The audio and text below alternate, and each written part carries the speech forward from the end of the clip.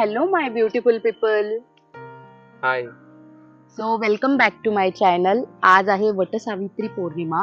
So आम्ही चाललोय सकाळी सकाळी वडाची पूजा करायला. बिकॉज माझं 10:30 वाजता ऑफिस आहे. याला सुट्टी आहे. माझं सुट्टी भैया. याला आज वटसावित्री पौर्णिमेची सुट्टी आहे, पण माझं ऑफिस आहे. सो मी सकाळी सकाळी ठरवलं की अर्ली मॉर्निंग मस्त आपण पूजा करूयात. ओके, आणि मी याच्यासाठी फास्ट पकडला आहे. तू पकडलाय माझ्यासाठी? मग मी पण पकडलाय ना. Lol lol lol. नाही नाही, पकडलाय त्याने माझ्यासाठी. सो मी मस्त छान पूजा करेल आता. पूजा केल्यानंतर मी छान छान मस्त फोटो काढणार आहे आज, आणि तुम्हाला माझ्या ब्लॉगमध्ये पूर्ण मी पूजा कशी केली वगैरे, काय आम्ही प्रिपरेशन केलं ते सगळं सांगेल. सो पवन आज माझ्यासोबत कंटिन्युअसली बिचारा सोबत आहे. मी मॉर्निंगला सकाळी उठते ना, त्याने मला रेडी होण्यासाठी, प्रेप होण्यासाठी पण खूप जास्त हेल्प केली. बरोबर. सो पवन, तुला मी 7 जन्म हवी का? 7 जन्मच फक्त. 7 जन्म नको त्याच्यावरती. हो का? I am just kidding. अजून त्याच्यापेक्षा पण जास्त हवी आहे. अरे पण जन्म 7च असतात, म्हणून हो का? परमनंट बुकिंग आहे तुझी 7 जन्मासाठी.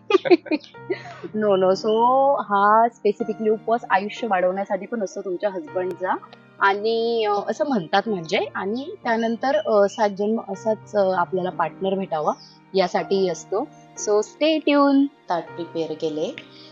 यात आंबा, पाणी, हळद कुंकू, काही फ्लावर्स, दिवा आणि कच्चा सुताचा धागा, आणि हे बांगडी वगैरे म्हणजे श्रृंगार, हळद, सुपारी, हे मी घेतलं आहे, आणि माझे पूजेचे ताट रेडी आहे.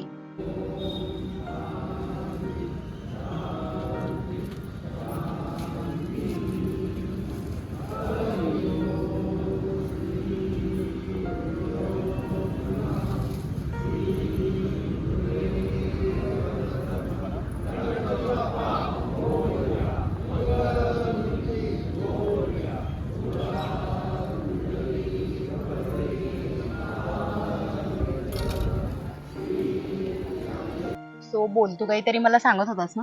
तुला सांगत होतो की तुला चॅलेंज आहे ऍक्च्युली. आपण ना हिला चॅलेंज देऊ आज. सीन काय माहितीये, तू हर एक वेळेस नाव घेते ना, तर ते फोन बघून ChatGPT करून घेते ही. अरे आज माझा तिला बाय हार्ट जे नाव असेल ते नाव हा माहिती. माझा ग्रास्पिंगचा इश्यू आहे. ग्रास्पिंगचा इन द सेन्स, मी जे आपण रटलेलं असतं ना, ते माझ्या अजिबात लक्षात जात नाही. मी लग्नात सुद्धा चुकीचं नाव घेतलं होतं, इफ यू रिमेंबर. बट या, मी तुझ्यासाठी याच्यासाठी लर्न केलंय. मला माहित होतं हा काही ना हो, काही खरंच? चॅलेंज देईल. खरंच लर्न केलं. हो, लर्न केलंय मी. लिटरली हे सिक्रेट आहे, हे काहीच प्री प्लॅनिंग नाहीये. सो मी लर्न केलंय. ओके. वटसावित्रीला करते मी नमन.